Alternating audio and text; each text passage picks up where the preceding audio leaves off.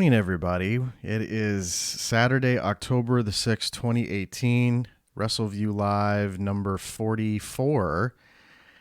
And it is currently 8:30 in the morning Central Standard Time, 9:30 a.m. Eastern Standard Time. It's early, and we are up early for a very good reason. We are going to talk about WWE's venture to Melbourne, Australia, or Melbourne, as some Australians pronounce it to me, to my face when I was there many years ago. For Super Showdown, the glorified house show that some people called it. I don't think it was a glorified house show after what I saw this morning or evening, depending on where you're listening to us. And we have a special guest. I don't believe this gentleman has been on a podcast since WrestleMania weekend, because we did 4 podcasts in a row, I think, and this gentleman was a part of a few of them. He is the owner. He's the webmaster. He's the chairman. He's the CEO of this fine website, Wrestleview.com. It is Mr. Paul Nammer. Paul, how are you, sir, in Montreal, Quebec, Canada? Could have been better. I mean, I woke up at 4 a.m. to watch I woke up an hour televised earlier. house show. I woke up an hour earlier than you, so first of all, you don't get to complain about the time, because I woke up an hour before you did, because of the time difference. And you honestly think it was a glorified house show. You would say it's a glorified house, because I totally disagree with that. You know, not every pay-per-view obviously has a title change, so I kind of agree. But it's still a televised house show. I mean, there's nothing special. There's nothing special. It's a continuous, not even a continuous storyline, somewhat of a continuous storyline to some matches. And some were just like, okay, whatever. I mean, the main event was pointless, even though it was an okay match. There's nothing. I mean, there was a cruiserweight change, and then, I mean, this is no different than the greatest Royal Rumble in April. Well, I wanted to ask you about that, because you covered that show with Mike, and that was back right after WrestleMania back in April in Saudi Arabia. I thought this show had a different vibe compared to that show, but obviously because, in Saudi Arabia, they had tables and stuff for all the royals in the crowd and stuff, and there was an intermission. Wasn't there an intermission during that show? Not really. Not much of an intermission? There was, but we didn't see it because we were watching highlight packages. But that was like a 5-hour show. This was like a 4-hour. They didn't take any breaks. They just went for it. And that's kind of why I liked it. Like, there wasn't a lot of, there was video packages and stuff, but there wasn't a lot of lag time. That didn't feel like a 4-hour show. That went by pretty quick for me. I don't know if it was just because of the weird time of the day that it was on, for us more so. But here's my only issue with some of these shows is that, we'll talk about some of the matches and stuff, but I'm obviously going to be very biased. I love Samoa Joe and AJ Styles. I think that they have some of the most incredible chemistry in the ring of anybody wrestling today. But the problem is that when you have a feud like they have, you have to then kind of finish it at a show that is overseas that a lot of people may not be watching. And because of that, now that's over. And now we're moving on to Daniel Bryan. I mean, it felt like we were going to get, maybe not. And maybe I'm just assuming based on the announcement that they made tonight, but that's my only qualm, is that you have to force some of these matches because of the storyline that's happening. But because there's a big overseas show, they have to then have these guys wrestle, and then you have to have a winner. I mean, that was the whole basis of that match. The title of the match, there must be a winner. And there was a winner tonight, or today, whatever you want to call it. I'm going to make that mistake the entire time we do the show. But that is, I remember that was a qualm with the last Saudi Arabia show, was that people were saying you have to continue storylines on what maybe might be considered a glorified house show. I'm not sure. I don't think it was a glorified house show, but it didn't. The fact that they built up Undertaker Triple H so well, because initially I didn't care, and I thought they did a good job of doing the backlogs and showing old stuff between them, and then having Shawn Michaels get involved and having Kane get in there. They had a good, Samoa Joe, AJ Styles continuation. They advanced storylines. Like, you don't really advance storylines at house shows anymore, so I can't call it a glorified house show if stuff is going to be progressing beyond this show. I mean, there was a bunch of stuff that happened. So maybe at initial glance, it felt like a glorified house show, but I totally don't think this was anywhere close to a house show. Not even close. Disagree. I agree and disagree at the same time.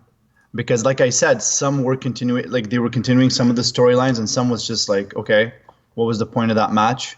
Like for example, the Becky Lynch Charlotte match. Okay, disqualification finish, and now there's a rematch on SmackDown, and you go, okay, well, really, well, same thing could have happened at a house show. Yeah.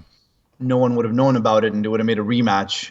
You know, General Manager Paige would have made that rematch on SmackDown, and then that doesn't change anything. Well, that's the continuation issue, is that you have that feud. Yeah, it was just because the reason they did that is because it was televised. Yeah, that's it. Yeah, you had house shows aren't televised. This was a televised house show, so because it's something people saw, the world saw, or will see later on today, you know, they made it like that. This is why I still believe it's a televised house show. I mean, there was no title changes except the cruiserweight, and is that really considered a title?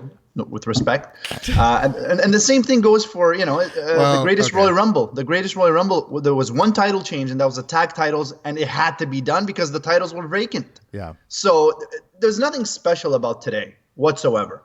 I disagree. Maybe a build up for a possible final Michaels match. I don't know. Well, the match that you just said was a snooze. Well, I don't know if you called it a snoozer, but you said it didn't matter. But Buddy Murphy's from Melbourne, so to have him win his, I mean, that was very intentional, to bring the music down and then have them announce where he's from, and then to have the title change in his hometown. The Iconics thing was going. I mean, you got to have them on the card for some way because they're from Australia. But I thought that was a pretty cool moment with Buddy Murphy, considering he's a dude who got lost in the shuffle in NXT.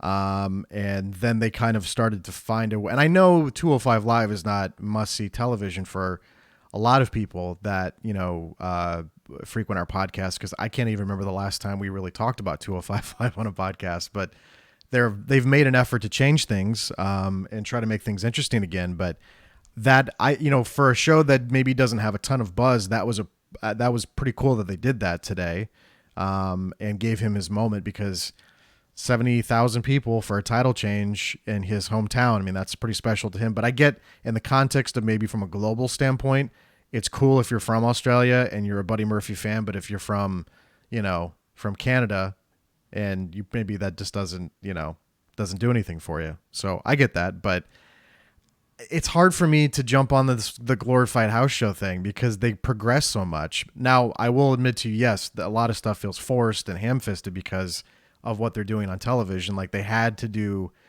AJ Styles, Samoa Joe. They had to do Charlotte. And honestly, this felt more like a SmackDown show than anything, because there was so much SmackDown talent on the card. But it was more heavy on the SmackDown storylines than the Raw storylines. But I don't want to ignore the chat room, Paul, because I'm honestly shocked that people are up this early watching us do a podcast. I was just thinking there was going to be like 5 people hanging out. So I want to say hi to Bryan, Frank, Dave, Torqueman, Jeremy, Shifty Gizm. They're all hanging out in the chat with us right now and chatting away. So you can do that on the YouTubes and join us. Some people already chiming in as we got started here. A lot of good mornings, a lot of coffee references. Torqueman said Paul's the boss. He gets to complain about whatever he wants. So there's a valid point. Jeremy Sturgis thought that this show felt a lot better than the Greatest Royal Rumble, and Frank said the Greatest Royal Rumble, that's a tongue tire, wasn't enough breathing room from WrestleMania. It was just weeks prior.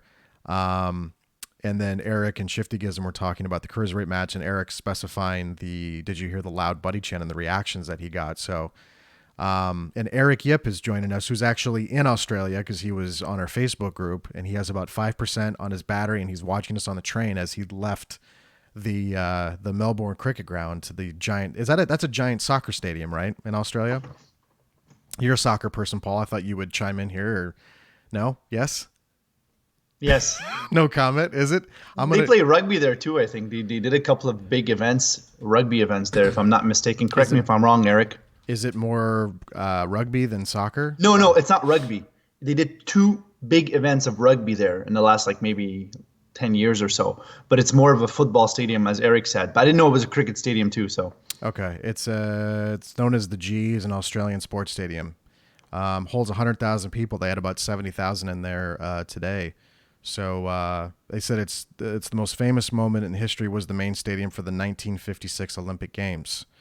So there you And go. it's called the cricket ground. So yeah, it is Cricket ground. cricket. It's more cricket. So I just thought maybe because they would play soccer at the other stadium where Ronda Rousey got her face kicked in by Holly Holm. I'm pretty sure it's in I forget the name of that stadium, but Eric will chime in. He said football and cricket, so it's more probably more cricket given the name, but and speaking of Ronda Rousey, this was her first time back in that wonderful city of Melbourne since she got her face kicked in by Holly Holm. That was many years ago, but that was her first devastating loss in the UFC, and then she came back and got smoked again by Amanda Nunes, and now she's the Raw Women's Champion, Paul. And I have some things to say about Ronda Rousey. Maybe we could start there because not feeling Ronda too much these days after the stuff we've been getting. But normally what I do on these shows, I hate going, okay, match 1, Paul, match 2, match 3. I fucking hate that. So I usually start off by immediately trying to get your reaction to anything that really stuck out to you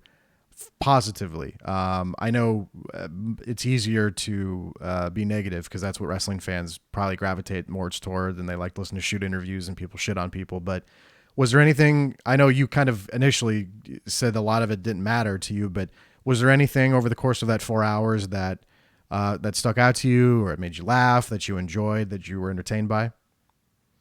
Honestly, there was nothing. I mean, I don't want to be negative, but there was nothing that entertained me throughout the show.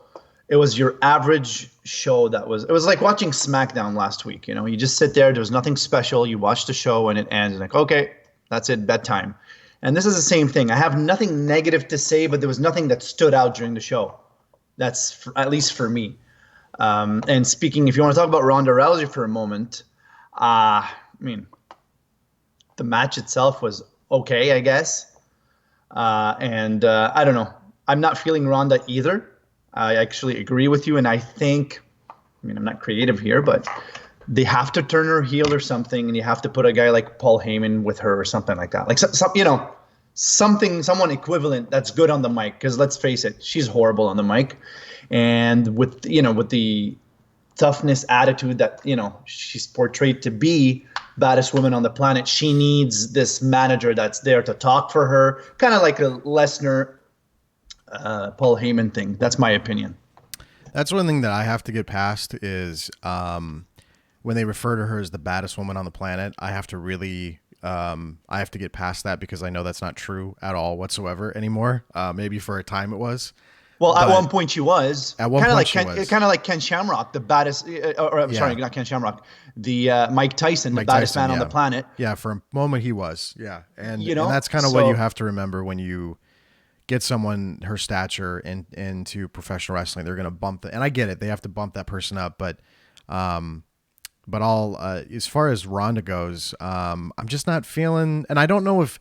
I feel like that's such an easy, like, oh, you can just turn her heel, but maybe someone like a Paul Heyman could maybe bring a little more out of her presentation the way that he did with Brock. But then it would also feel like they're doing the Brock Lesnar thing with her. So I don't really want to do too much of that either. I think that we've kind of seen that act for a long time. But the problem with Ronda was that initially when she signed, I think her commitment was really only for about a little over a year and a half, in that they announced the signing in January. She had her first match at WrestleMania, and the initial, at least how it was described to me, was that she would sign for a year, and then that would build up to a big match at WrestleMania next year with Charlotte Flair, whoever it's probably going to be Charlotte, but whoever they decide to go with.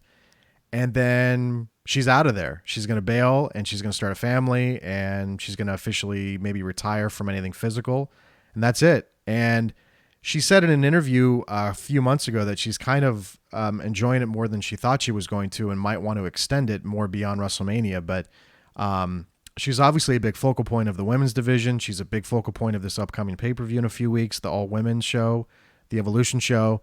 Total Divas did this like giant thing on her when the show came back about what a huge importance she is for that women's division and for them to be more accepted mainstream, even though that show, I would argue, helped women's wrestling become even more mainstream for people that maybe didn't watch wrestling. But the thing with Ronda is just her presentation lately. Like I can only watch her get so fake fired up so much, and then it just kind of it gets too. It worked in the context with Triple H and Stephanie where they would kind of react to it. And then when you see like today when she's like backing up and she's slapping her arms and she's slapping her legs, and then the reaction shots aren't there right away. Like maybe it's more of a production thing that's bothering me, but you get a good like 7-8 seconds of her just firing up, and then you're like, okay, are we going to do something here? And then she eventually goes through it. I don't really have an issue with what she's doing in the ring. I think she's actually a lot better than people give her credit for. I just think the presentation needs to be tweaked a little bit because I feel like I'm just seeing the same stuff over and over and over and over again. It's the storyline. It's not the presentation. It's the storyline itself. I think look at Mania. She had the best match on the card with Triple H and Stephanie. They actually had the best match on the card, in my opinion. And maybe mainly it was because of Triple H and Stephanie.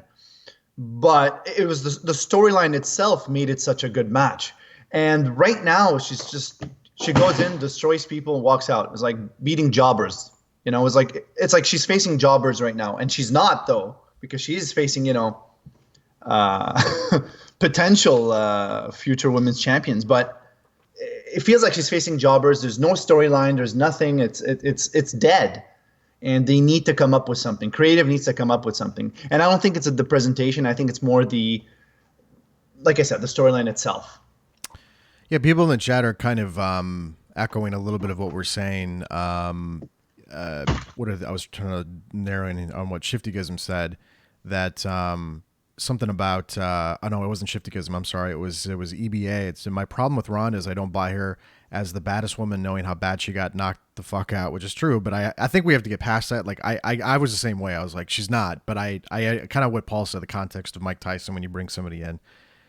Brian Ridgely said there's no progress now with Rousey. She needs stronger people to work with and somebody who you think can hurt her like Charlotte or Asuka before she gets destroyed. That's also a good point too. And that's the other problem is that they're sticking her in there with, I can only watch the Bella Twins pose and smile with Ronda. Honestly, it drives me nuts. I hate that presentation of them just going, yeah, we're here with Ronda and we're smiling and you're a loser. And it's just, I can only watch that so much. And it just feels like such a posed Total Divas thing. I think that's the other issue is that a lot of this stuff feels very co-promoted, and I get it. They have this entity. It's a reality show. It's very successful, but it all feels very like, okay, here's a good shot we can use for Total Divas right now, and I'm just drives me nuts. But I'm kind of on the same line there with Ronda. It's like there's still some good there, but then there's also some stuff I'd love to kind of tweak a little bit with your presentation. But so Paul says absolutely nothing about this show was entertaining to him. You said it was a glory. Well, let me ask you, what was entertaining for you during the show? What was something that stood out for you? I got a lot of good stuff. First of all, what I was really laughing at was Kevin Owens, because I don't know if you saw the interaction they had with the crowd in Seattle on Raw on Monday. Oh yeah, that was amazing. I think that was the loudest boos. Oh, it was hilarious. Ever. It was hilarious. And I think they got something there now. Granted, they may not get that reaction in every city, but I think for a while you can use that back and forth between Elias and Kevin, because Elias does it really, really good, where he'll kind of suck up to the crowd and get them to chant with him, and then he'll totally just shit all over what town they're in, which is really fun because that's just pro wrestling 101. But to have Kevin Owens sitting there and then kind of join in and kind of like poke, and I loved today when he complained that the Super Showdown should have been in Canada instead of Australia. And I mean, just very subtle things he does. And even when he goes to Canada, he'll shit on Canada and find I think he was like talking shit to the Montreal crowd in French at one point or something. And he'll just kind of mess with, even if you think he's going to be pro something, he'll mess with you. But I really loved the dynamic between Kevin Owens and Elias right now.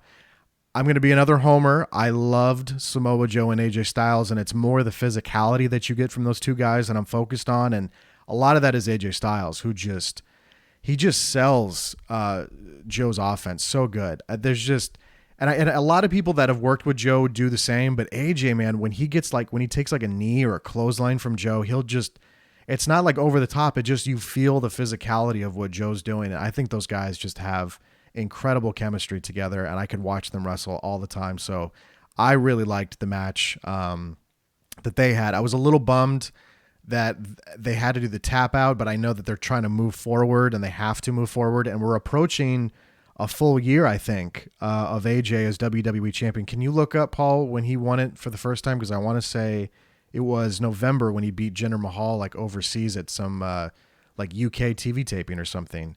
So I think he's approaching a full year as champion, if I'm not mistaken. So I know that that's gonna be a factor. Now Daniel Bryan's number one contender. So they're gonna set that up for the Crown Jewel show with all of Paul's people in Saudi Arabia. Paul's people, really? I just wanted to get you going so I can. No, it's not Paul's people, but is he approaching a year? Did you look that up? I was gonna look it up myself, but I want to say it was November of last year that he did it. Oh, Mike Tedesco joining us to check out our title history. Do we have the title history updated? Because you would think I should. Yeah, let's go to it right now. I'll even dial it up here on the screen. WWE Championship title history.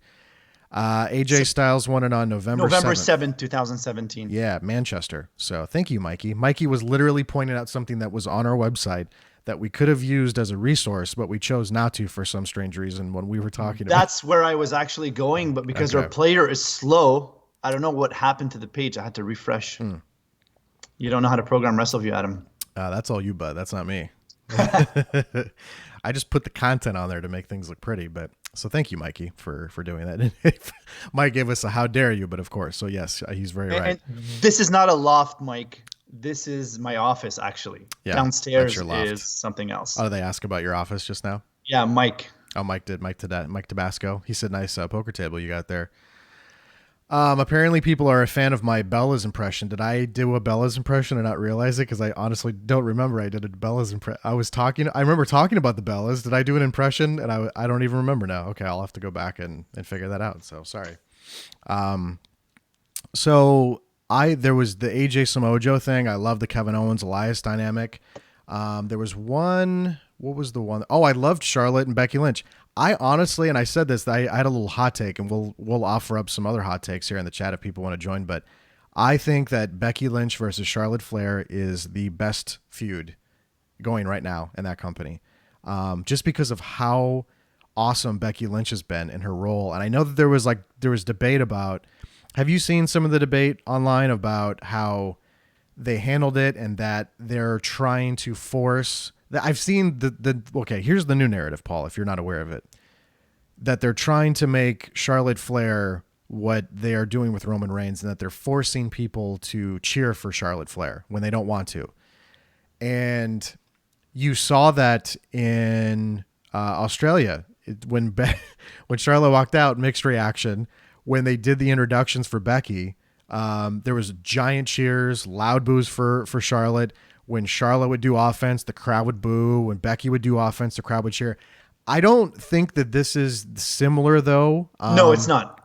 Because even Roman Reigns fans have to admit that they've been trying for a very long time to try to make that thing happen. But I think now we've hit a different point with Roman than we were a couple years ago. I think they just kind of thought that the fans were going to be behind Charlotte with how they presented the storyline, and then they kind of went, uh-oh. And the crowd just kind of decided, nah, we're kind of cool with what Becky's doing. It's not really that bad what she's doing because she had a title shot and then somebody snuck in. But it also feels very heelish how they snuck Charlotte in. So it also feels very intentional all at the same time. So this idea that they're trying to, I don't know, that they're trying to make Charlotte this like babyface, I also don't buy that narrative either. But that's kind of become the new thing. But I love everything that they're doing right now. I think it's great. I don't believe it was intentional whatsoever. Because Becky Lynch, right before the heel turn, she wasn't really getting the big fan reaction that she's getting now. And then they're like, oh, well, people stopped caring about Becky Lynch. And then let's turn her heel, see what happens. And then they turned her heel, but she turned face. And then her and Charlotte switched. And like you said, it's not similar. It's not the same thing as Roman Reigns. Roman Reigns was basically shoved down people's throats. Like it or not, this is the guy. Charlotte was different. Charlotte was like, I think, I don't know how many times now, 6, 7, 20, 100 times women's champion already. And then this happened. So it's not like, it's completely different. Yeah, it feels different. And it feels more organic too, the way they're reacting to Becky. And man, Becky needed this so bad. Like I remember we would do shows. And I'm just like, man, what is Becky Lynch doing? What are they doing with this girl? Like she has a lot of talent. Very talented in the ring. She can cut a promo, but when she was doing like the babyface Becky Balboa stuff and doing the stuff with Charlotte, I was like, what are they doing? And I mean, I've just never been so happy to see them make a shift with somebody. And And it worked. And it really, I mean, she's incredibly good at it. Like just that like chicken shit heel. And I even hesitate to call her a heel because she's really just reacting to her surroundings. And I know we want to go down that like, well, is she a heel or is she a babyface? But she's just kind of a character reacting to what's around her. It's the crowd embraced her. Absolutely. The crowd embraced her. I'm no way comparing her to Steve Austin, but Steve Austin was the same thing where he's supposed to be a heel and the crowd just embraced the hell out of him. And this is what's happening with her, but on a different scale, of course. I'm not comparing her to Steve Austin. No, well, actually, it's funny you bring that up because Jim Ross compared it to Steve Austin when he had her on his podcast. He said this is exactly what happened with Steve in like 96 when he was working with Bret Hart. And, you know, Bret was supposed to be, you know, good guy Bret Hart, and I'm going to put sunglasses on kids. And you had asshole Steve Austin with a leather vest on, drinking beer, hitting people with steel chairs and cheering it. And Bret was, and it's actually on the Wrestling with Shadows documentary where Bret's like, I don't know what's going on. Like the crowd's changing. Like I remember that was hard for Bret to kind of accept a little bit because he was used to a certain presentation for that audience for as long as that he had been there, since like the mid 80s. And he lived through the Hulkamania era where it was good guy versus bad guy. And then all of a sudden, you know, Stone Cold Steve Austin comes in and the fans are cheering. He's just like, and so they had to then make that shift with Bret where Bret started to, you know, be pro Canada. And I love that stuff, but it is, and it isn't. I mean, there's similarities there. You can definitely see it, but, I think they need to continue to run with this. And I don't really try to get too caught up in is the WWE right or wrong? I just kind of I mean, the problem is at some point though, you can't ignore how loud the cheers are. Like she had 70,000, or maybe a little, maybe more than half, maybe 80-90% of the crowd cheering for her. So you can't, as a functioning adult, watch that and go, yeah, I think they should just keep going with Charlotte. Like, it's like, I don't know. Like the crowd's made their decision. So you have to kind of slide into it, you know? So we'll see what they do with it. But as of now, how they're handling it, it's been great. I love every second of it. And, I think what they've been doing with her on the mic and promos and doing stuff is great. So I'd like to see more between them. I know people are probably going to get sick of it by the time, because I'm sure they're doing a rematch on Tuesday. I'm sure they'll set up an Evolution match in a few weeks. Like, how can't you have a match between those two at Evolution? But we'll see. But I really like that stuff. But it's definitely not the same as Roman Reigns. And one thing I want to say here, and this is off topic about Roman Reigns, a lot of fans, I'm sure you get them too, because I get the funny emails every now and then from like real marks saying, I hate Roman Reigns, and they think we're WWE, so they tell us what we should do with Roman Reigns, and we get those emails, and it's pretty funny. I just want to tell you guys one thing.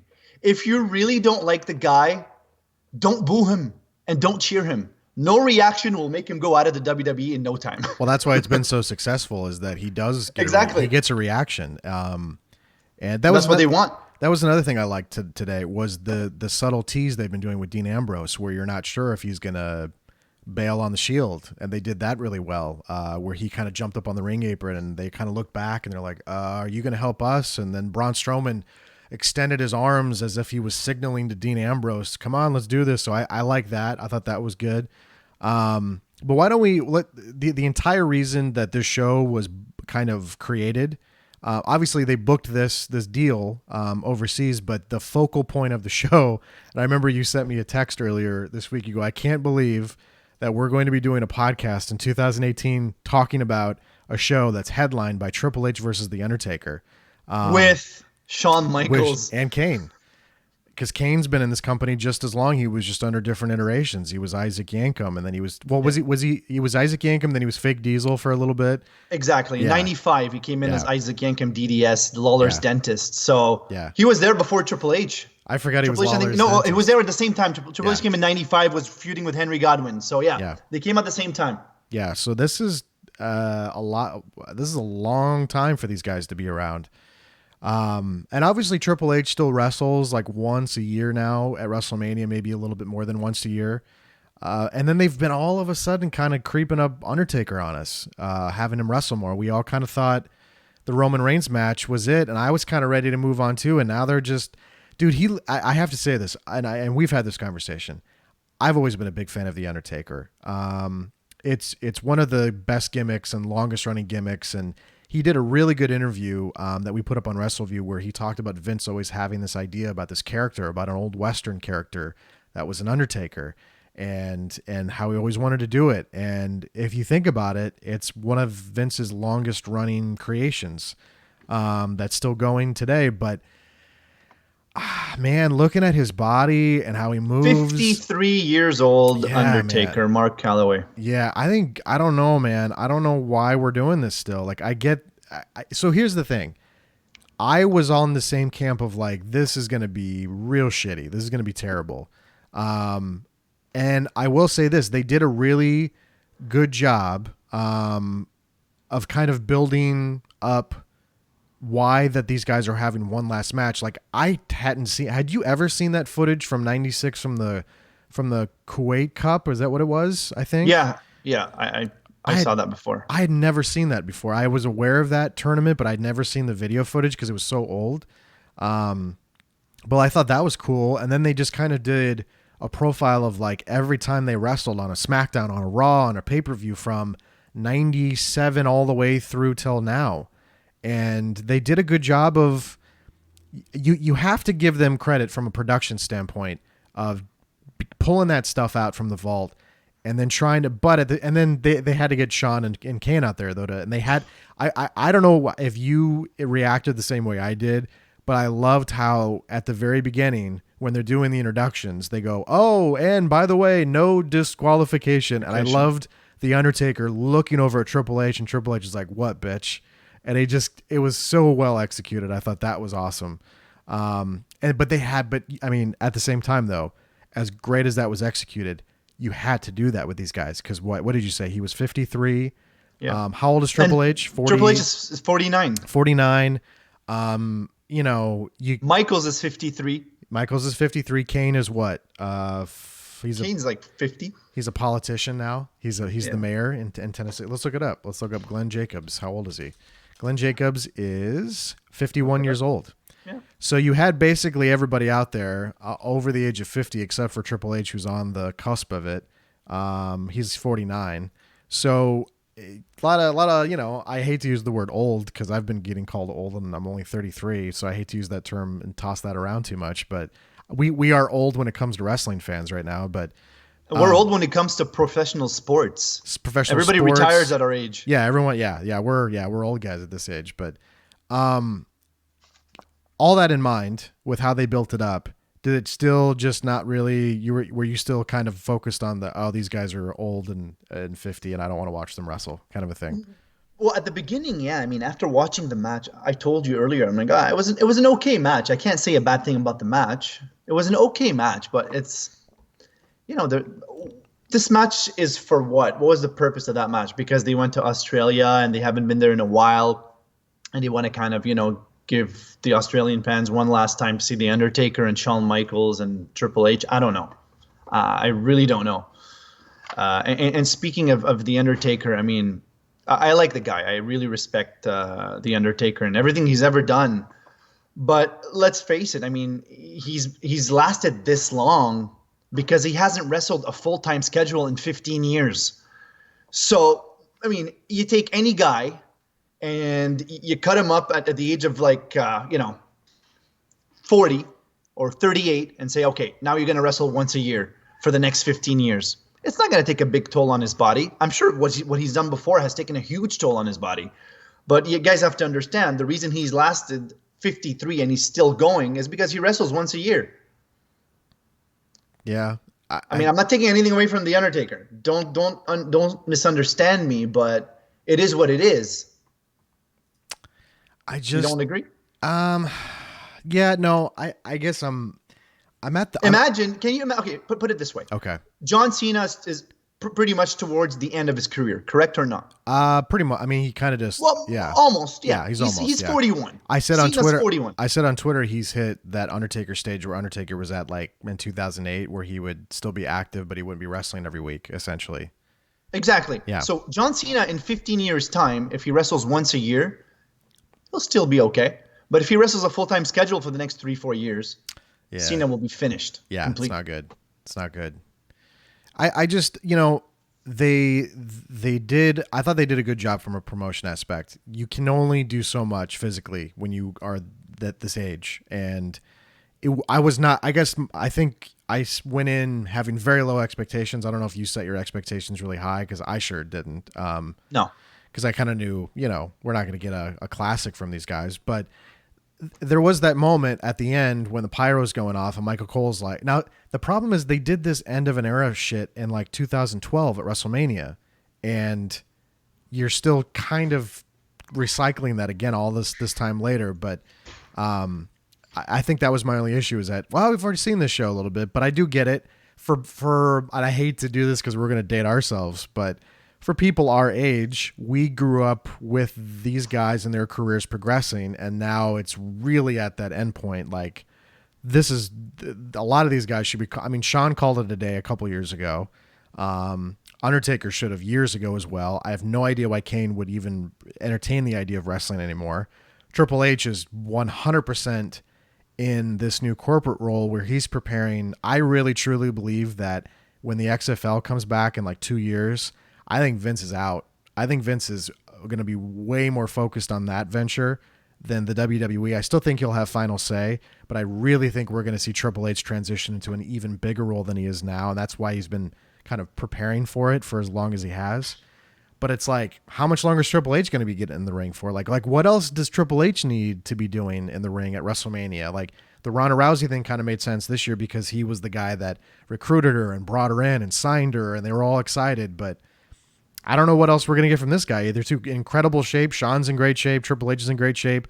Undertaker, banged up guy, so I'm not expecting him to have, six-pack abs at this point in his career. But and Kane just ran a campaign, so I'm not expecting six-pack abs from him either. But it's maybe he wants to beat Flair's record. He might. That's very possible. A lot of people want that Flair record. I don't know why anybody would want that record, but it's possible. But didn't Cena's one title win away from doing that? Cena tied it. Did Cena tie it? I thought he was one away from tying it. I thought there was a storyline where had he won a match, he would have tied it, but he didn't win the match, or maybe I'm wrong. Chat room can correct us, because we're old. We forget. Yeah, things. 15-time. He's a 15-time. No, 16-time world champion. He's tied Flair. Exactly. Did he tie Flair? Okay. For some reason, he's tied him. For some reason, I didn't think he did. I thought they were teasing that he was going to, and he never did. But what's funny today, what caught my eye is Michael Cole. When Cena walked out, he called him, not arguably, he called him the greatest of all time. And then when Michaels walked out, he called him the greatest of all time. Yeah. And when Hogan walks out, he'll call him the greatest of all. Like, come on, guys. Yeah. Just say arguably the greatest of all time, and then end it like that. Yeah. I'm kind of curious how we end Cena's run in this. I mean, it's obviously ending, but he cut a very interesting promo after it was done where he's like, hey, I know I haven't been around, but I always love coming back here, and I'm in front of 70,000 people, and this is amazing. And so I'm kind of curious where we're going to go with John in the near future. But so I think we both kind of agree in the main event. Like, we didn't have high expectations, but it is what it is. And I'm kind of ready to call it a day with The Undertaker, man. Like, I don't know. It doesn't seem like they are. It should have been done against Brock Lesnar when he lost. That should have been it. Yeah. Because since then, up until today, he wrestled at 3 WrestleManias after the Lesnar loss. Yeah. And there was no benefit to anything, to anyone during those manias. Not even Roman Reigns. Like, Roman Reigns beating The Undertaker.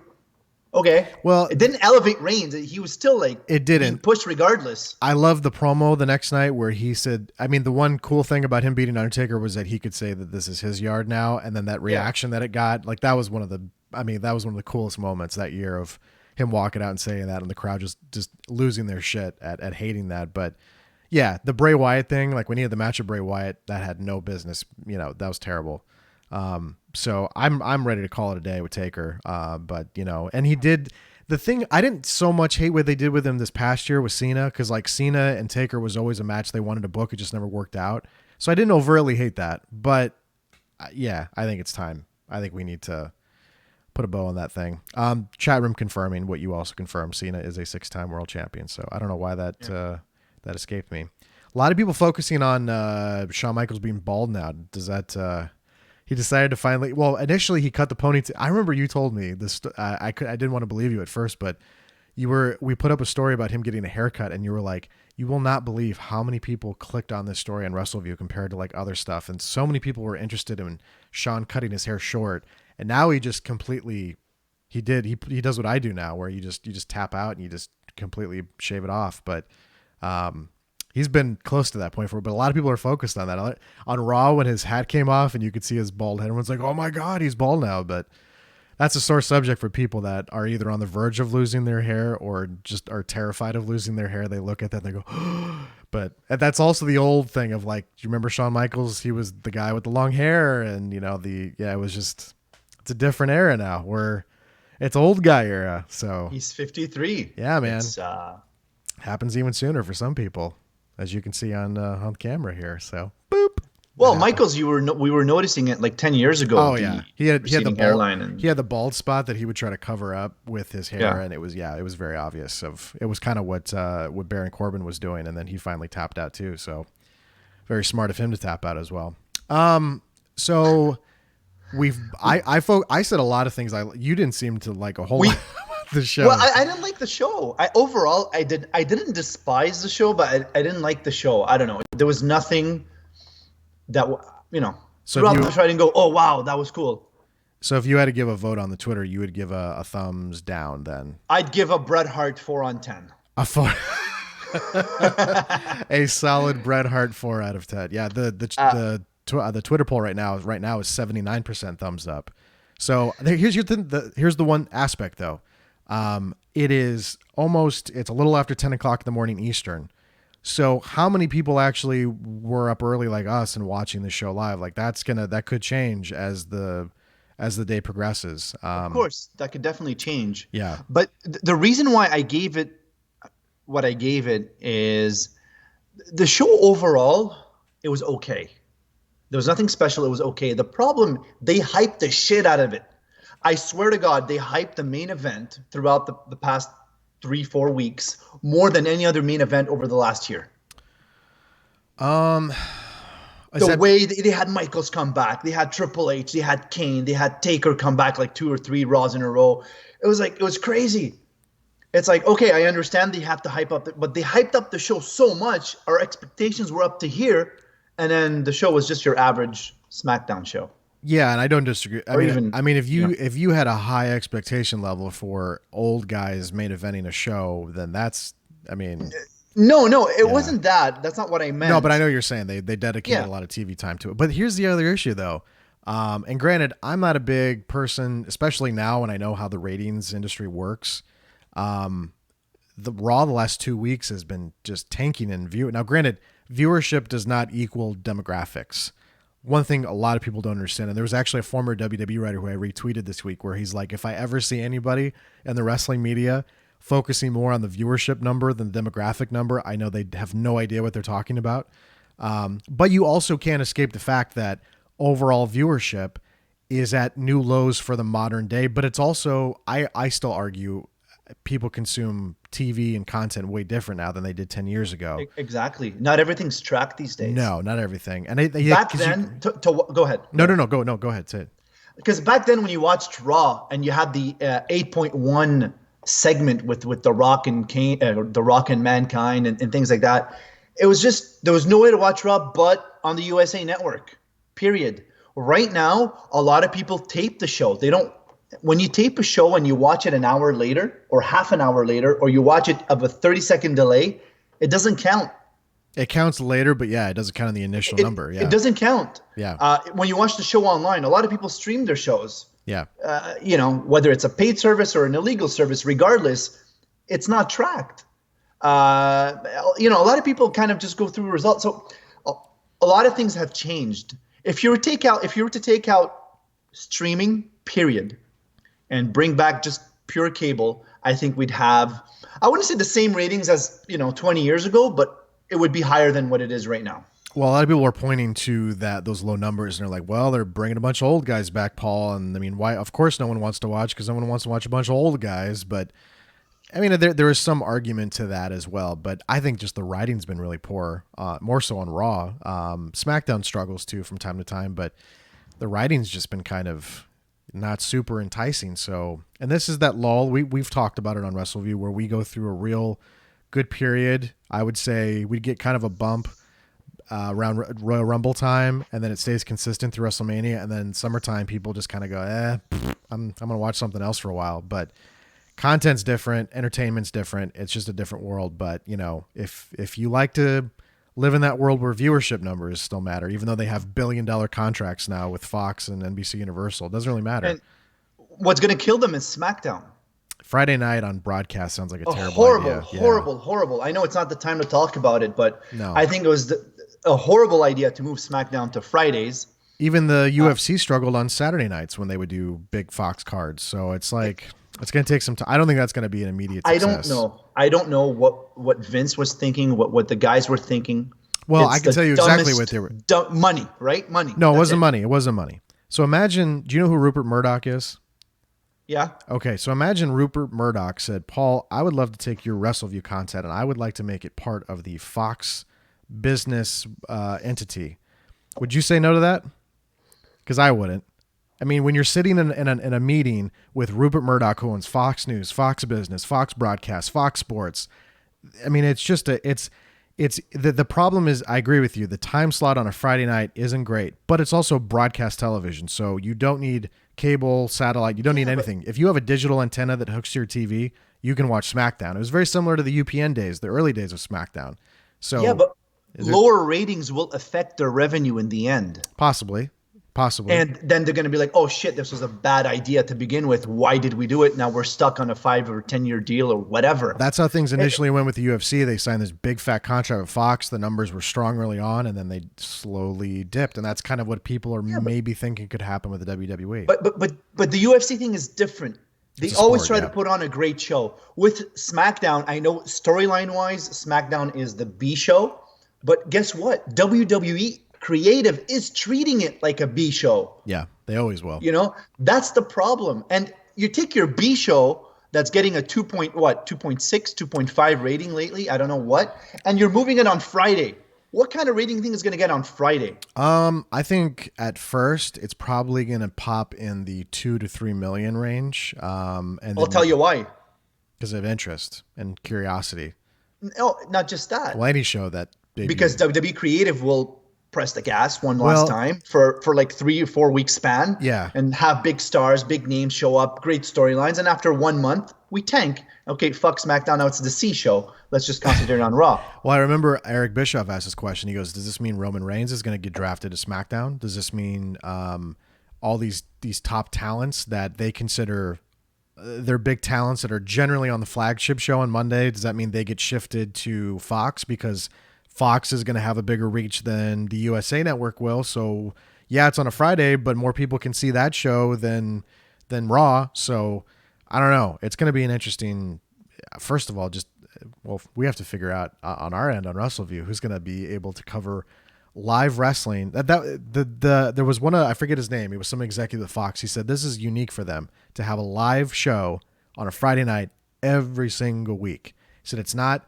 a sitcom that gets taped and then there's a lull and there's seasons. And he said it's not like the NFL where you only get games for so many weeks. And he said this is unique. He said we've never really done anything like this. The UFC they kind of have, but the UFC would have like one card a month. And he would either be on the broadcast channel or it would be on Fox Sports. This is every single Friday.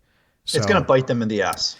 I don't think so, but I will be the first to admit you're right if that happens. But I don't think so. I'll be shocked if it fails because of just how much money. They're going to get publicity during NFL games that are getting 13, 14 million viewers. It's publicity they've never had before. Even during the Saturday night's main event era on NBC, just nothing. It's just, this is different, totally different. That Fox is a bigger monster than I think people realize. And I don't watch Fox News, but I also understand the power that it has on cable.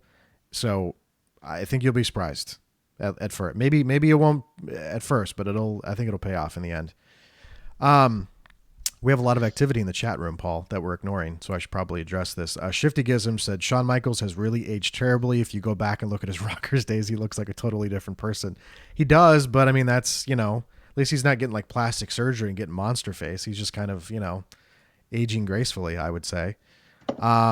We had a question from Ashley that said, do you think they rushed the Bryan Miz match because of Triple H and Undertaker? That felt really abrupt.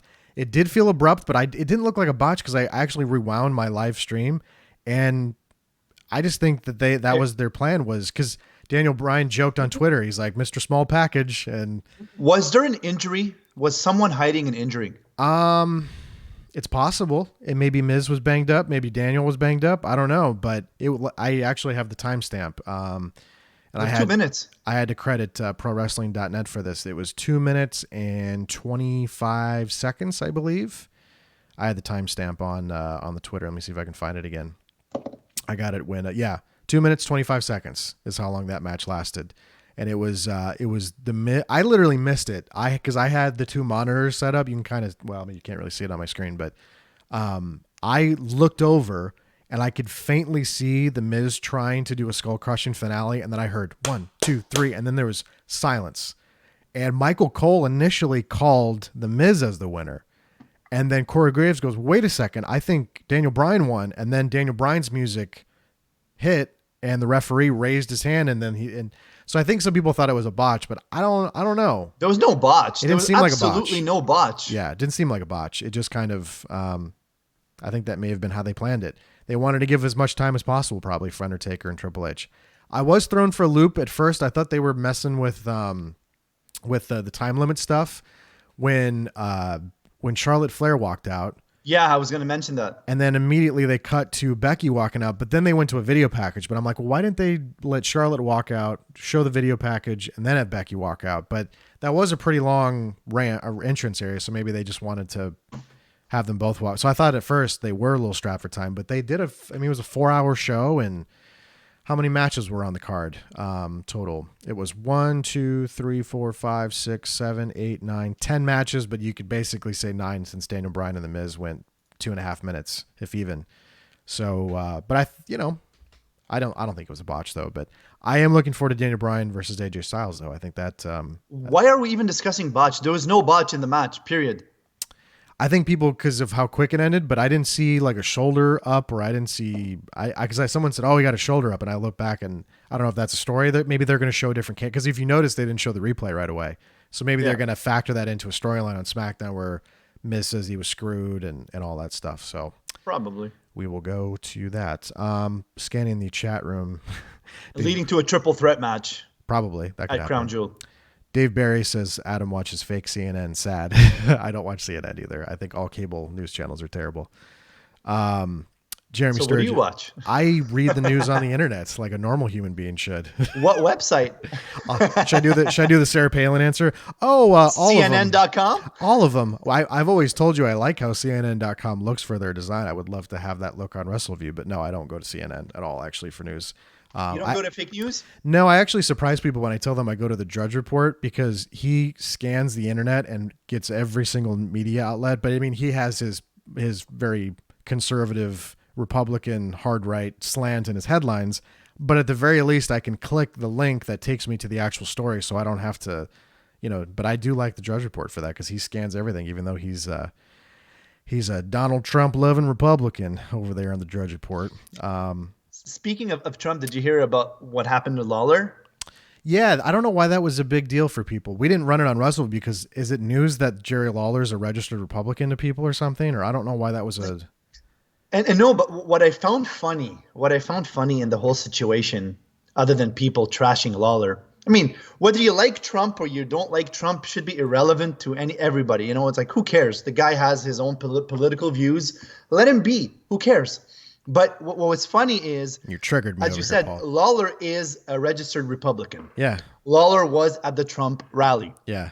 And then he gets trashed on Twitter by people that are anti-Trump. And then Lawler defends himself. He did? And he goes, I wasn't there for Donald Trump. I was there for a fellow Hall of Fame member. I don't know what, like he worded it so, like, do you really have to defend yourself? Who cares? I didn't know he had to defend himself. He was like backing himself up. He was basically defending what he did. It's like, really? Oh, I didn't know. You have to defend your political view. Who cares? I didn't know he had to defend himself. I did. Yeah. I just was surprised people like when people find out that Vince is a registered Republican and donated to the Trump campaign. It's like, well, no shit. I mean, look where his wife is at. She's the Small Business Administration. I mean, it's like, why are people surprised? It's so weird. By the way, I was watching.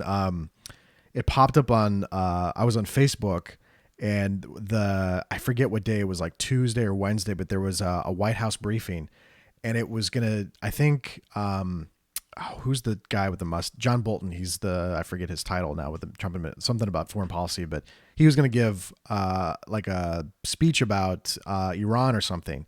But they had Linda lead the press conference talking about small business administration stuff. And it's just so weird to see Linda McMahon, who I'm used to seeing on like WWE television, like kicking Vince in the nuts. And it just, I don't know. It's very strange to see her in the White House at the podium where presidents and other people in administration speak, and she's there. I mean, we've talked about this too, but anytime we put up a story on Wrestleview about her, or like when Vince visited the White House, and I'm like, I go, Paul, just watch the comments, because because we're not saying anything political. We're saying Vince McMahon was at the White House and took a photo with the president. But I mean, people just lost their collective shit because why are you putting this on Wrestleview? And it's like, well, because it happened. So I mean, why wouldn't we cover it? But I don't know. And people just start into a heated argument. It's crazy. We get more comments than WrestleMania. I know. I think that was one of our most commented stories was him at the White House with Vince at the White House with Trump. It was so weird, but I mean, because you have all the Trump lovers and all the Trump haters. They reunite in our they post. Do. I know, it was great. I thought it was hilarious, but some people not so much. We should report more political stuff. Just to get a reaction out of people. Yeah, exactly. So we can troll people and poke them. Yeah, it's kind of fun.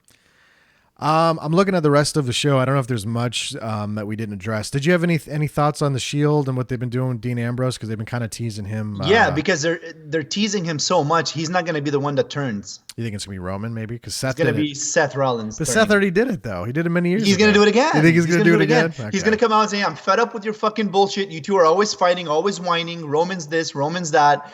Dean Ambrose is this. You'll see. With time, it's going to be Seth. All right, we'll see. But who knows? It could be in a month or 2 or 10. I mean, right now it's the way it is. But I think Seth is going to be the one turning because it's too obvious for it to be Dean Ambrose. Obvious. There's always one match on a card I've noticed lately where I just don't talk about it. Like we'll do post pay-per-view shows and someone's like, you didn't talk about this match. I honestly, and it was a good match. It was a good opener. I honestly forgot the New Day. Yeah. I forgot they had a match tonight with Cesaro and then Sheamus, but it was a good opener. Like that's a good, it was a good, that's an opening match. Yeah. That's a good placement for a match like that to kind of get the crowd going, get them excited. Cause the crowd was super into that match. I mean, they loved every second of it. So that was a good choice to lead with that in Melbourne, Australia.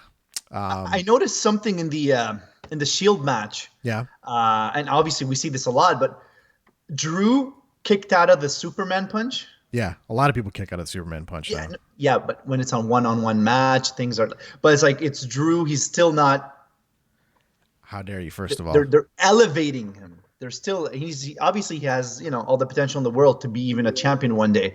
But what I mean is right now, he's Drew McIntyre. Yeah, no, I get what you're saying.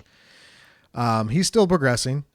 He's still getting there. But I mean, I guess I'm a little spoiled because I was used to seeing him as main event Drew McIntyre outside of the WWE. So then when he came back, they kind of cooled on him. They did the NXT run, but I love the pairing of him with Dolph Ziggler. I mean, a lot of people make the Diesel Shawn Michaels, comparison, but I think they've been great together. So I'm a fan.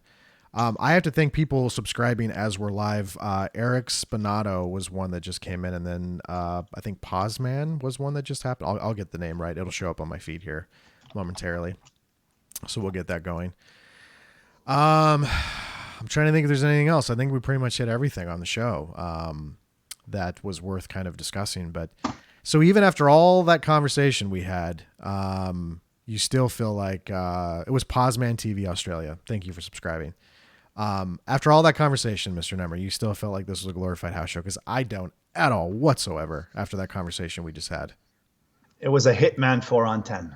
I told you. It was a 4 out of 10. A Bret Hart 4 out of 10. All right. I'm also, honestly, I don't think you got up early for it. Do you remember the Beast from the East show they did in Japan where Brock was the kind of the headliner? Mm-hmm. I remember getting up. I didn't watch it live, but I remember getting up, normal time, like 9, 10-ish. Well, that used to be the old, now we both have kids, so that doesn't exist anymore.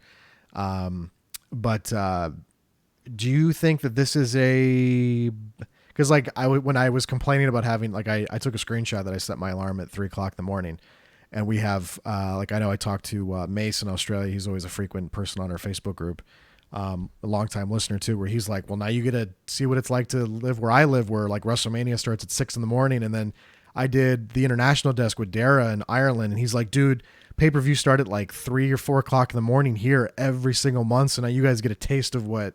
But I mean. As much as global as the WWE is, it's still very rooted in the United States and Canada and, North America time zones. So don't see that changing in the near future. But what time does the Saudi Arabia show start? Do we know the crown Noon. jewel? It has to be noon because Saudi is 6 or 7 hours ahead. Okay. Of Eastern Standard Time. Do they have a time? Oh yeah, it said Friday, November 2nd at noon Eastern, 11 a.m. Central. So yeah. Which is about exactly. Yeah, so they're starting at that time. So nice. The Middle East altogether is between 5 to 8 hours ahead. Okay. Depending where. Are you have you been hearing some of the criticism of that they're doing a show called Evolution with all women, and then like a week later or 2 weeks later, they're going to Saudi Arabia where women were just given the opportunity to drive a car? I did not hear any criticism, honestly. There's a lot of it out there. Oh yeah. Oh boy. I saw this story, and I don't know if anything's progressed, but there was a Saudi Arabian journalist who was detained by the prince. Is it a prince in Saudi Arabia? Yeah, the prince. And there's a prince and the king. He mysteriously disappeared because he was critical of the administration, and people were tagging, and this is a political story. People were tagging WWE going, hey, WWE, what do you think about this? What do you think about this? And that happened. I want to say it happened last week. With Canada, the huge issue was the Canadian embassy. Oh, really? You didn't hear about that, did you? No, not at all. This guy you're talking about was very critical of the Saudi government and their religious rules and things like that. And the guy lived in Saudi Arabia. So there's a law in Saudi Arabia, just like a lot of laws in the Middle East, where you cannot swear against your president. Okay. Like in the U.S., for example, you cannot threaten the president, but you can say fuck the president. Yeah. You know what I mean? Yeah. In Saudi Arabia, you cannot say anything negative, and you cannot criticize the government. Sounds like Russia. A lot of countries are like that. Yeah. And what happened was the guy obviously went on Twitter or whatever, social media, and criticized his government. And his wife, obviously he got detained. His wife or his sister went to Canada, and she complained to the Canadian government about her husband. You guys have to do something about, freedom of speech. You guys have to do something about human rights, blah, blah, blah, blah, blah, blah. So Canada got involved and basically lashed out at Saudi Arabia for their rules. And then Saudi Arabia got so upset. They're like, we don't meddle with your shit. You guys are allowed gay marriage. We don't allow it. We don't criticize you for that. Why should you criticize us for anything? We're not doing anything bad. This is our rules. This is our country. The guy chose to be in our country. So they fucked them over. They they closed down the Canadian embassy in Saudi Arabia, and they gave 30 days for every single Saudi Arabian in Canada to withdraw from here and go back to Saudi Arabia, or else they'll never be back. And that was huge. That was like a month ago. Okay, I missed that. So, oh man, it was chaos. Put it that way. Interesting. Yeah. Well, I know I want to say there was criticism when they did the Greatest Royal Rumble because of all the money that they got, and then people were pointing out like because the women couldn't be on the card, and they still can't be on the card. Did you remember the story that came out when you and Mike were covering the show where they accidentally showing a promo about how the Raw and SmackDown pay-per-views were going to be joint, and there was Carmella was like in her vagina sling soup, whatever she was wearing, singing, and they had to apologize because of the fact that you could see her legs, Paul, and you could see parts of her body that are naughty because you're not supposed to see that in Saudi Arabia. Yeah, and I wonder if that's they probably won't make that same mistake twice, but there's a lot of criticism about the partnership with Saudi Arabia. But at the same time, I said this on Dara's show, if you're a publicly traded company and someone is offering you as much money as the Saudi Arabia prince did, I get it though. It is a little fucked up that you're going to have an all women's pay-per-view.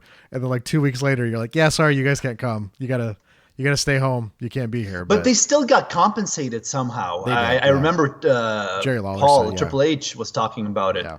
And he said, look, as much as we want to bring you guys, we cannot. But to make up for it, here's, some money or whatever. Yeah. So they got compensated for it. They So did. it's not like the WWE kind of just, put an X on their women's division. They just, No. they had their hands were tied. They had a huge contract, but at that specific place, you cannot bring the women. And it's a show too, like I think you and Mike said, it's like not really a show that's going to affect storylines long term. So I mean, it's not really. But I get the being a little hypocritical though, that you're going to have that show and that the timing's a little poor. I mean, from a public relations standpoint, I would not like to be in that PR department, but they also do this really good job in the WWE where they just kind of ignore stuff and they don't address it. So yeah, they'll just kind of like you'll never see like Nia Jax, doing a tweet about how, messed up it is that they're doing. They all kind of know like, hey, this is part of the gig. This is part of the deal. So is what it exactly. is. Exactly. And what's funny is, it's just a real quick before we go off. Saudi Arabia, when the Greatest Royal Rumble was there, apparently the prince over there asked for several wrestlers to be on the card, and one of them being The Undertaker, because he's been watching The Undertaker for the longest time, and he's like, "Can you guys bring Hulk Hogan?" And WWE told him, "No, we cannot bring Hogan because he's still, there's a big problem between us and Hogan." And then they're like, "Okay, fine, then bring in Ultimate Warrior and Yokozuna. We want to see them." And WWE had to tell them, "Oh, Yokozuna passed away." I thought 18 years ago. I thought they lied and they brought that NXT guy in and said he was Yokozuna to like obviously he had his different name, but I thought that they tricked them to thinking that guy was Yokozuna because he had the same kind of build and yeah, I don't know, but yeah. They No, they didn't trick anybody. They knew. They told him he was dead, and they told them that Warrior died a few years ago too. So these guys are impossible to bring. I forget his role. He's like the sports authority. I forget his title in Saudi Arabia, but he tweeted out a photo of Hulk Hogan, and everyone's thinking Hogan might be showing up. He could at be. Crown He Jewel could be because now they're back on good terms. Yeah, much better terms.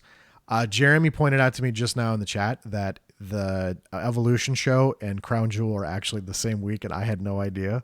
It is because Evolution's on the 28th, and then a couple days later, that Friday is Crown Jewel.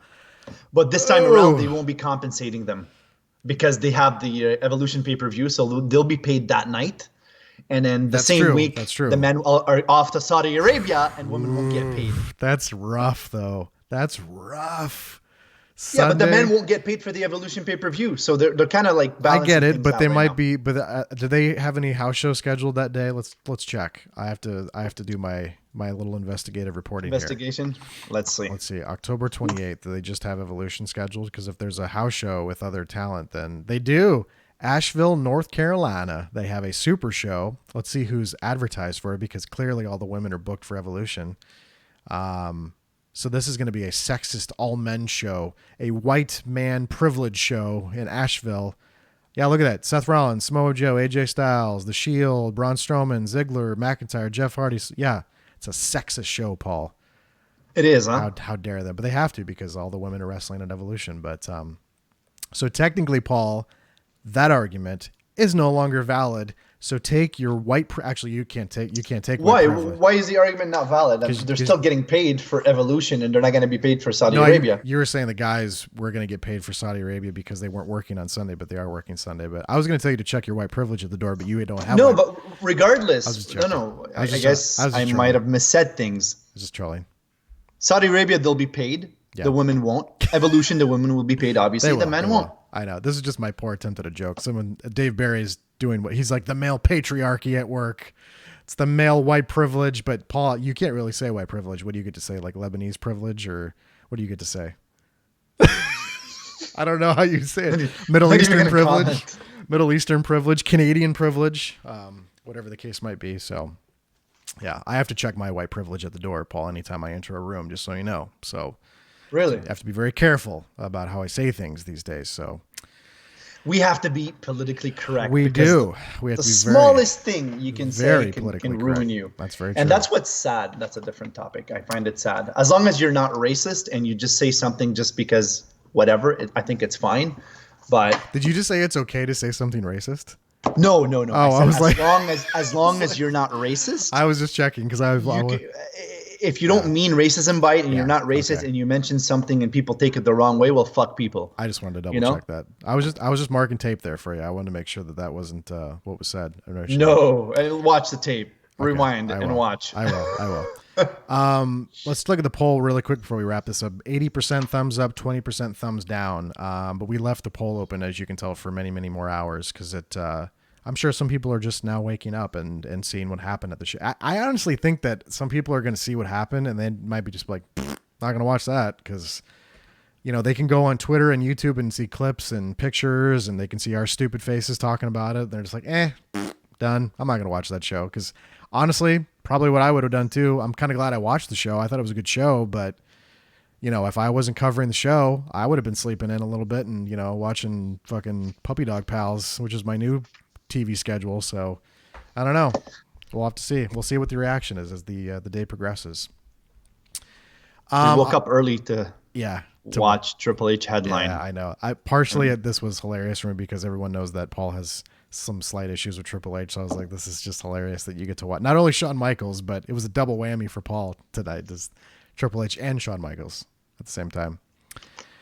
I want to mention Bryan saying, do the Bella impression. I honestly don't remember doing a Bella impression. They said I did a Valley Girl voice when I was talking about the Bellas, but I don't remember doing it. So I'll have to go back and see how I did it. You can say whatever you want. Just don't spin. Don't spin it. Don't spin it.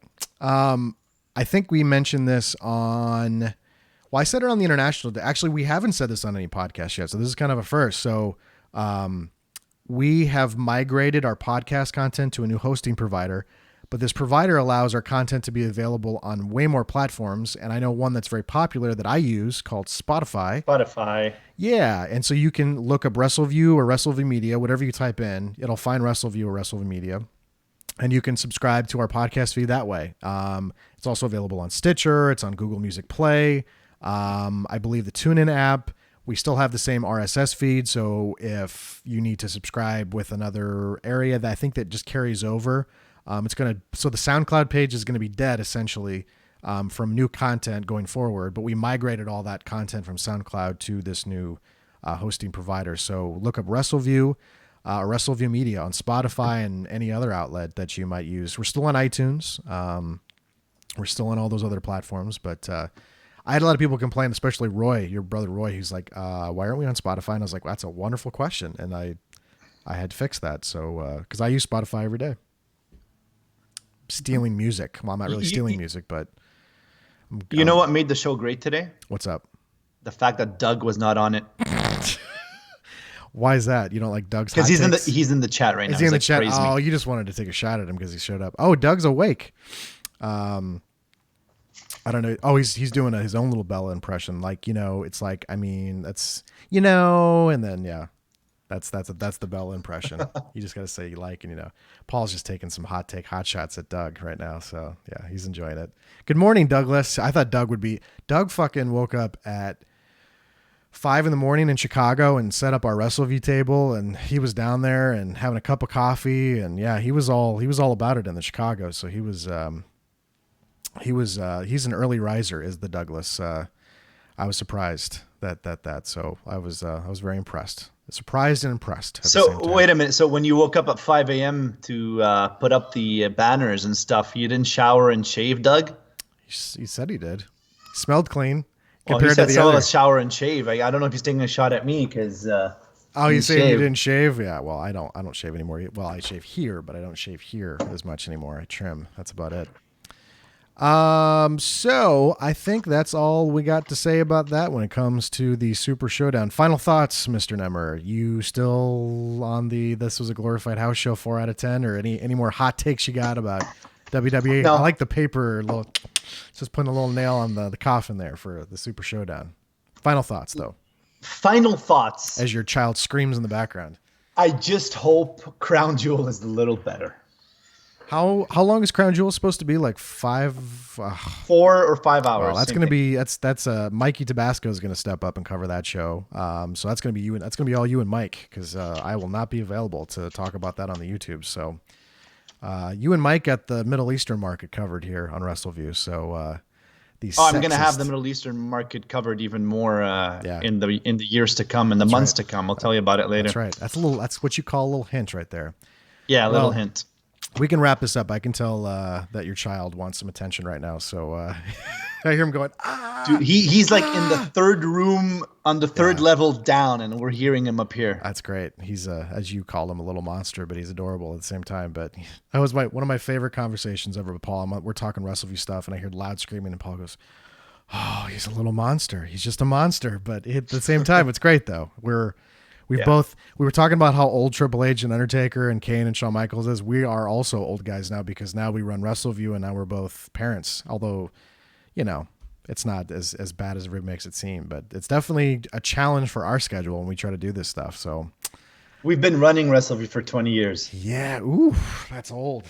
We are old men, old boys. That's not good. Stop saying that out loud. 20 years. Speaking of Wrestleview, we're going to be making some interesting changes to the presentation of Wrestleview in the coming weeks. So look forward to that. Maybe we'll do a podcast and talk about the changes. How about that? Maybe we'll set something up. So as far as podcasts coming up, there is major wrestling events coming up. I know next week Impact is having a pay-per-view. I know the NWA is doing a 70th anniversary show. I don't know if we'll be doing live podcasts afterwards, but we'll definitely talk about them at some point. We will definitely be live on October the 28th after the Evolution show. Mike Tedesco, Victoria Tedesco will be attending that show live. So I'll be covering that on Wrestleview, and I believe Doug Lackey will be joining me for that show if all goes to plan. And then Mike and Paul will handle Crown Jewel on Friday in sexist Saudi Arabia. Can I call it that from now on, or is that going to make you mad? Okay. You can't call it that. I can't call it that? Okay. Well, it's kind of true, right? It's all about the patriarchy, Paul. You gotta call it like you see it. So, but anyway, I'm not saying I agree.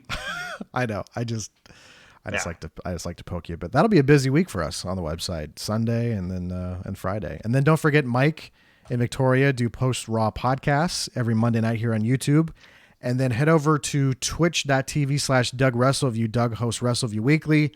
We're going to be pulling clips from that show and putting them on the YouTube channel very soon as well. I would love to have Doug put an audio version of that show on our podcast feed, but for some reason he was very resistant to it. He was like, nah, I just want to keep it all on Twitch. But then he was open to the YouTube thing, so maybe I can convince him to get an MP3 version. But it is a very visually oriented show, though, because he watches, I don't know if you've seen it, but he does Mystery Science 3000 where he watches a wrestling match off to the side. So it is more visually than audio, but we'll see. We'll see if we can do some convincing to the old Douglas.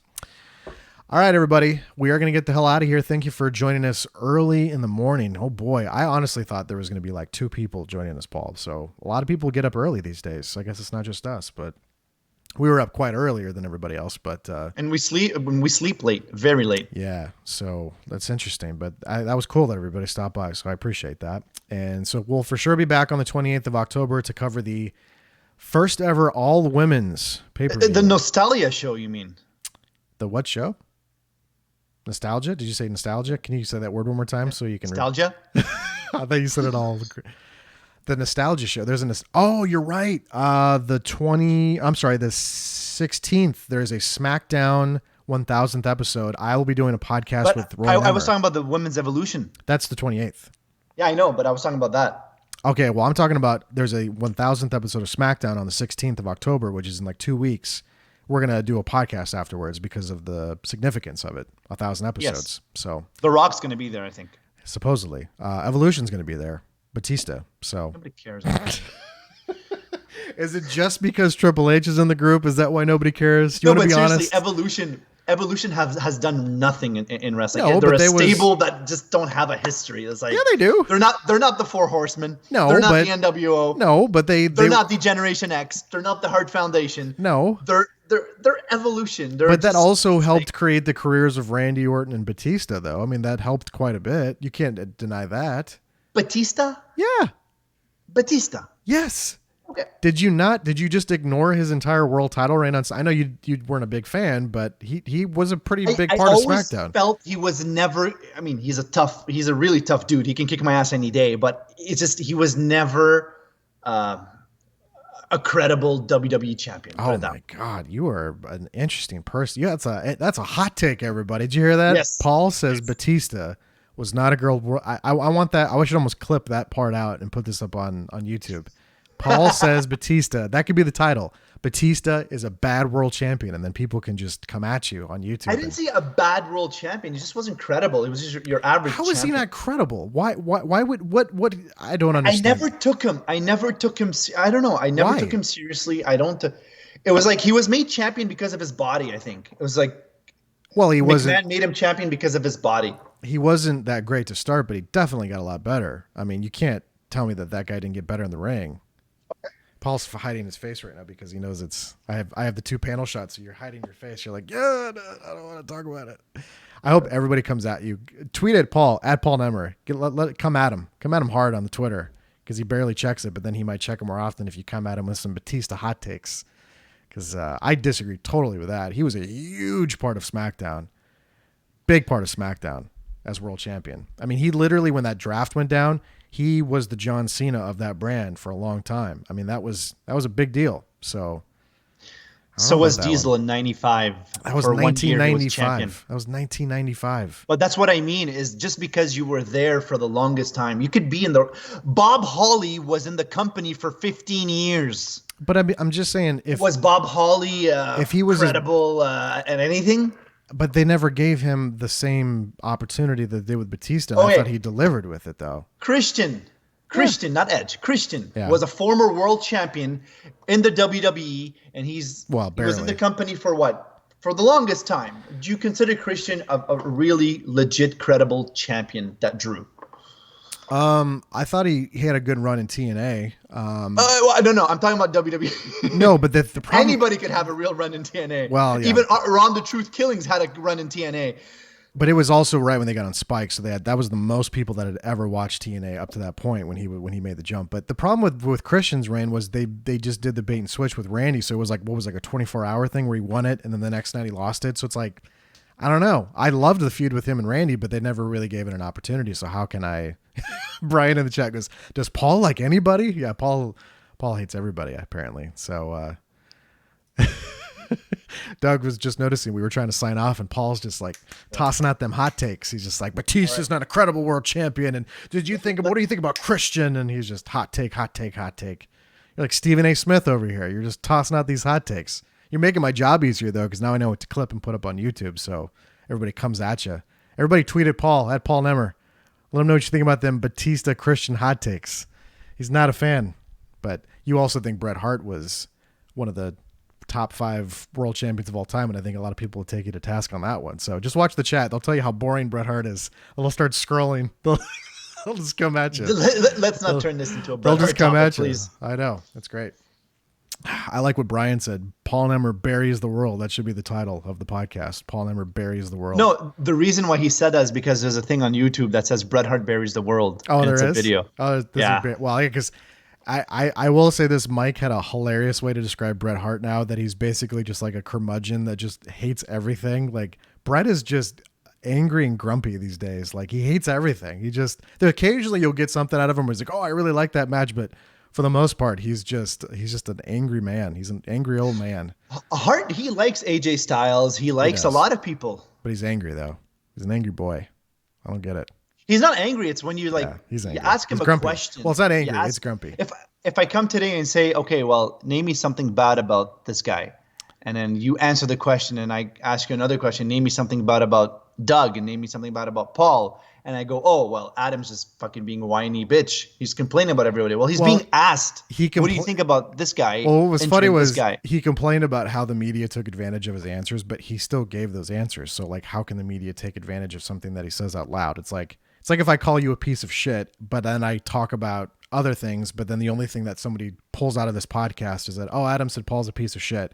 And then I can't really get mad because I did say that. That was what always bothered me about Bret, was that he would be brutally honest about something. And then, of course, because it's the media, you want to have an attractive headline or something interesting to read.